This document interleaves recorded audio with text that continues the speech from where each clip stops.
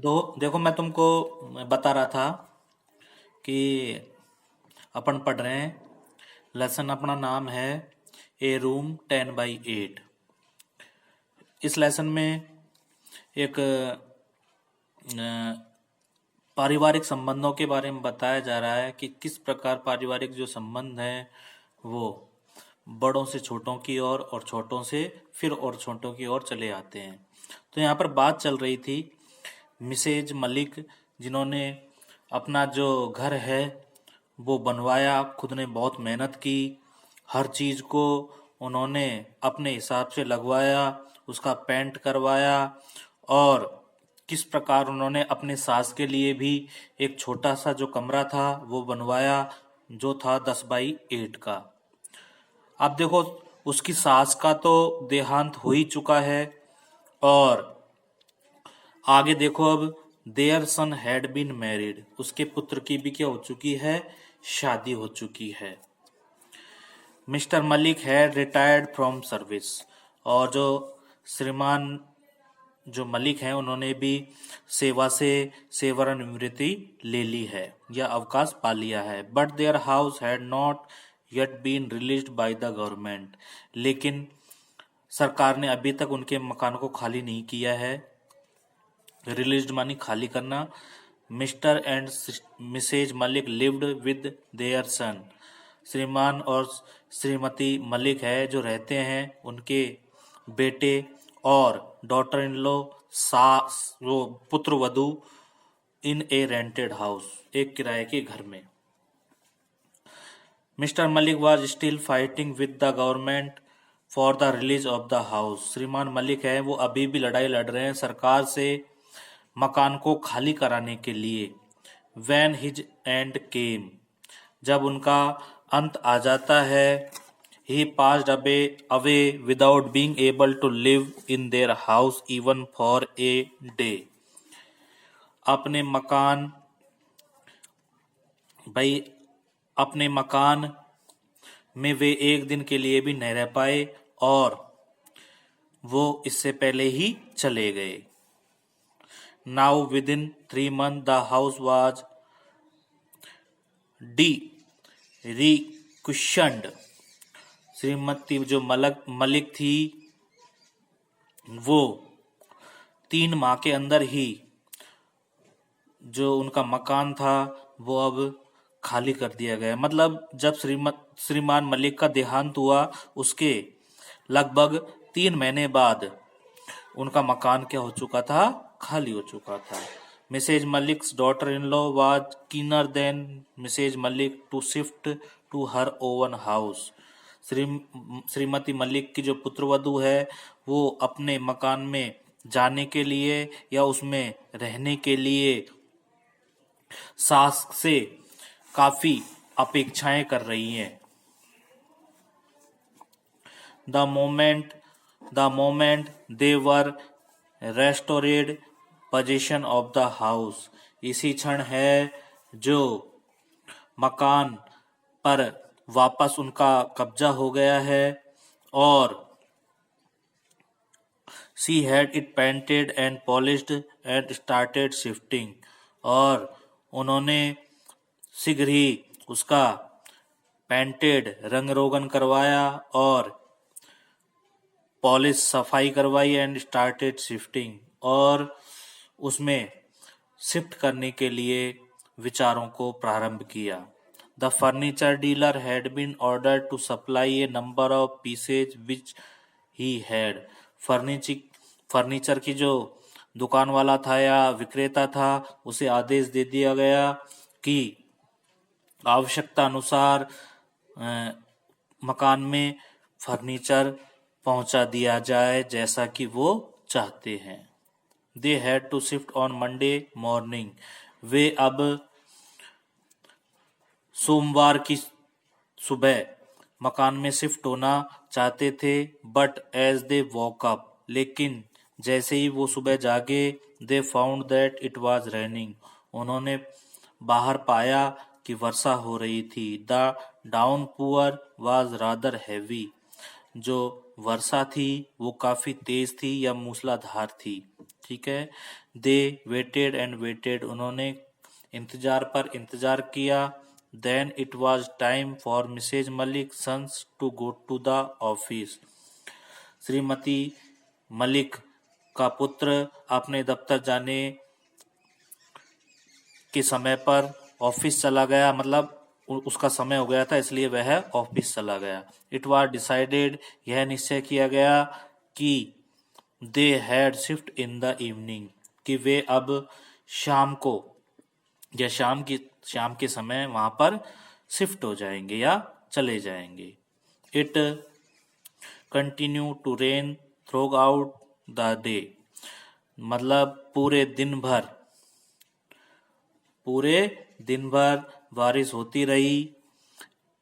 It was raining as heavily as even in the evening also, और शाम के समय भी जो बारिश थी वो इतनी ही थी जैसे कि सुबह हो रही थी। Monday being an auspicious day, जो सोमवार का दिन था वो उनके लिए ऑस्पियस विशेष था या शुभ था। Mrs Malik wanted to shift if they could, जो श्रीमती मलिक है वो चाहती थी कि यदि संभव हो तो किसी प्रकार आज ही शिफ्ट हो जाए। Out of consideration of his mother, the son decided to shift even though it continued to rain heavily. काफी माता माता से विचार करते हुए या माता का ध्यान रखते हुए, कंसिडरेशन विचार विमर्श, ख्याल, ध्यान कह सकते हैं इसे, तो पुत्र ने निश्चय किया कि वह इस मूसलाधार बारिश के बावजूद भी वहां पर आज ही शिफ्ट होंगे। They sent for a taxi in addition to their own car. उनके पास अपनी गाड़ी तो थी ही और उन्होंने एक टैक्सी और मंगवा ली। मेड ए फॉर्मल मूव, जो मतलब किराए पर थी, जिससे वो घर में प्रवेश की फॉर्मल औपचारिकता क्या कर सकें, पूरी कर सकें। The rest of the luggage could be shifted later, से सभी सामान को बाद में क्या कर दिया जाएगा, शिफ्ट कर दिया जाएगा। इट वॉज रेनिंग इंसेंटली, वर्षा अभी भी लगातार हो रही थी। Sitting in the back seat of the car Mrs Malik, श्रीमती मलिक ने कार की सीट पर बैठते हुए was lost in memories, अपनी जो पहले की जो स्मृतियां थीं, यादें थीं, उनको तरोताजा किया। क्या थी यादें, देखो।